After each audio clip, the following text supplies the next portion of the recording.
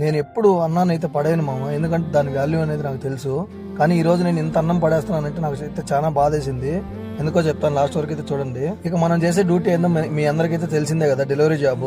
So నేను 2 సార్లు అయితే ఓపెన్ చేస్తాను తిందామని చెప్పేసి. తినాలి అనుకున్న 2 సార్లు కూడా ఆర్డర్ బేసెస్ రెడీ అయితే కొట్టేశాడు. ప్రతిసారి కొంచెం టైం అయితే ఇస్తాడు, ఈసారి బేస్ రెడీ కొట్టాడు. ఇక సరేలే రోజు మాదిరి మళ్ళీ ఆర్డర్ ఇచ్చేసిన తర్వాత తిందామని అయితే అనుకున్నాను. ఇక తిందామని చెప్పేసి ఆర్డర్ ఇచ్చేసి క్యారీ మూత ఓపెన్ చేసి ఒక స్పూన్ నోట్లో పెట్టుకున్నాను లేదో, గొప్ప స్మెల్ అయితే వచ్చేసింది. ఇంకా చేసేది ఏం లేక దాన్ని అట్లే బయట చూసేసాను. ఆ నిమిషంలో నాకైతే చాలా బాధ వేసింది, ఎందుకంటే అన్నం అంతా నేను ఇంకా పడేయాల్సింది వస్తుంది కాబట్టి.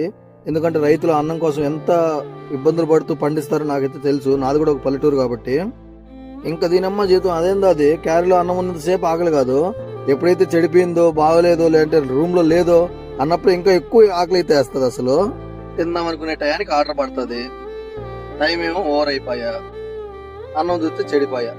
ఇంకా రాత్రి 8, 11, 10 వరకు నాది. పొద్దున 8 గంటలకు ఎక్కిన డ్యూటీ, రాత్రి 11 వరకు.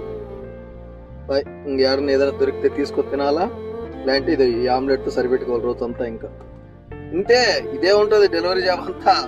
అది ఎక్స్పెక్టేషన్స్ పెట్టుకోవద్దు, ఈ కడుపుకు తెలుసు ఎన్ని పూటలు తినలేదో ఎన్ని పూటలు తిన్నామనేది. ఏం చేయలేము, కానీ ఇంటికాడ వాళ్ళు సుఖంగా ఉంటారు కదా, అది చాలు. లైఫ్ అది అట్లా అయిపోయింది.